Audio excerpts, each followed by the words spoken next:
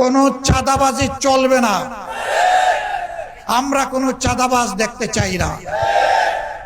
নিরীহ জনগণের কাছ থেকে জুলুম করে এবং কাউকে চাঁদাবাজি করতে দেব না। অফিস আদালতে ঘুষের বাণিজ্য আর চলবে না। অবৈধ দখলদারি বরদাস্ত করা হবে না। দুর্নীতির মূল জড় কেটে দেওয়া হবে ইনশাআল্লাহ। আমরা আমাদের সহকর্মীদেরকে বলেছিলাম, অবৈধ হাত কারো দিকে বাড়ানো যাবে না।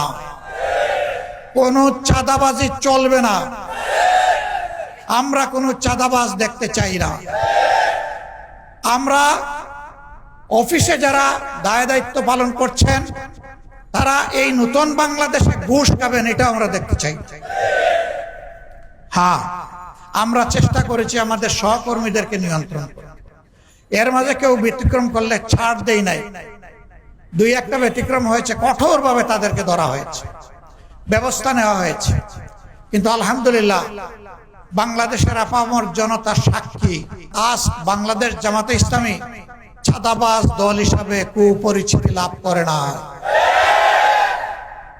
বরঞ্চ নিরীহ জনগণের পাশে, ব্যবসায়ীদের পাশে দাঁড়াতে গিয়ে, ফুটপাতের আমার ক্ষুদ্র হকার ব্যবসায়ী ভাইদের পাশে দাঁড়াতে গিয়ে বহু জায়গায় আমাদের মানুষ সন্ত্রাসীদের হাতে, চাঁদাবাজদের হাতে আহত হয়েছে।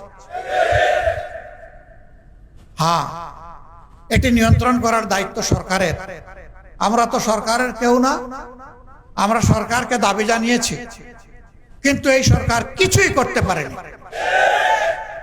আমরা কথা দিয়েছি দেশবাসী, আপনাদের ভালোবাসা এবং সমর্থনে আল্লাহ রাব্বুল আলামিন যদি আমাদেরকে এই দেশবাসীর খেদমতের দায়িত্ব দেন, সরকার গঠনের সুযোগ দেন, আমরা নিজেরা চাঁদা তুলব না, নিরীহ জনগণের কাছ থেকে জুলুম করে এবং কাউকে চাঁদাবাজি করতে দেব না।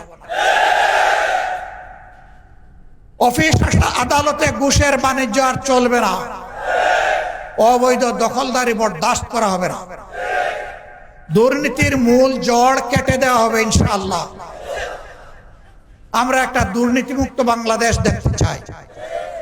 জাতি, ধর্ম, দল, মত নির্বিশেষে 18 কোটি মানুষের প্রত্যেকটা নারী পুরুষ রাষ্ট্রীয় সংবিধান স্বীকৃত তার সকল অধিকার সমানভাবে ভোগ করবে ইনশাআল্লাহ। আমরা সকলের জন্য ন্যায় বিচার কায়েম করব। বিচারে কারো প্রতি কোনো সামান্য তারতম্য করা হবে না। আমাদের শ্রমিক ভাই বোনদেরকে নিজেদের ন্যায্য দাবি আদায়ে রাস্তা